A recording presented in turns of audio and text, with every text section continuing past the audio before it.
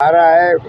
आज उम्मीद तो थी कि ख़त्म हो जाएगा, लेकिन कल के लिए चला गया है। कल इंशाअल्लाह उम्मीद है कि ये कंक्लूड हो जाएगा और ईद से पहले तवक्को तो है कि इसको खान साहब को बरी कर देंगे इंशाअल्लाह, क्योंकि इसमें केस में तो कुछ भी नहीं है। ज़ाहिर है ना किसी दुश्मन को जो है इसका इस्तेफादा हुआ है, ना किसी दुश्मन के साथ कोई बात हुई है। फिर ये साइफर में था क्या?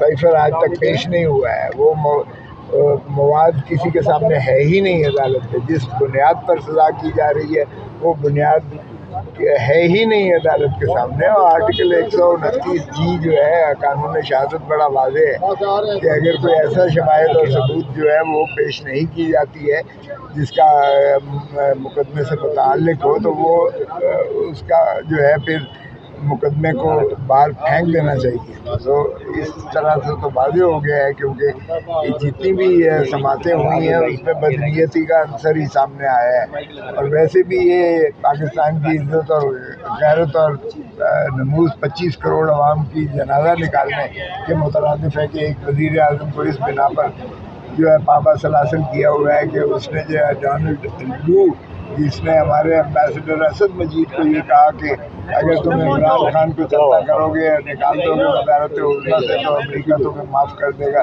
मगर ना इसके नताइज भुगतने पड़ेंगे।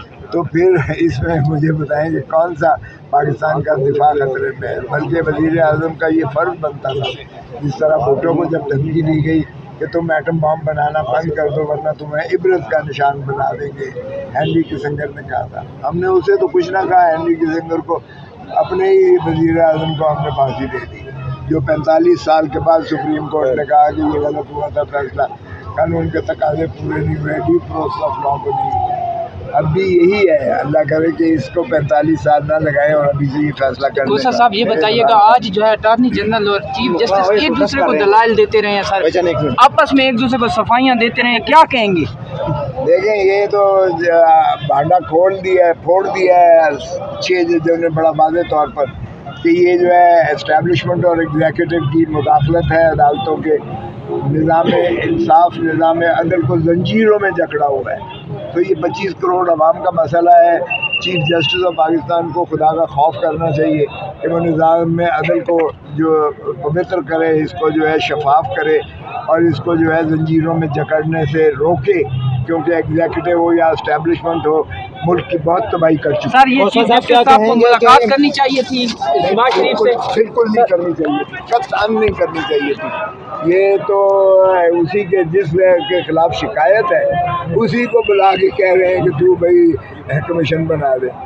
ये तो भला हो तसल्लुक जिलानी का, जिसने कहा कि ये मेरे दस्तरस में ही नहीं है, ये तो खुद अदालती निज़ाम की तस्दीक मकसूद है, इसका तो चीफ जस्टिस और सुप्रीम कोर्ट के जजेस को जो है तस्दीक करें। तो इसलिए बिल्कुल कतई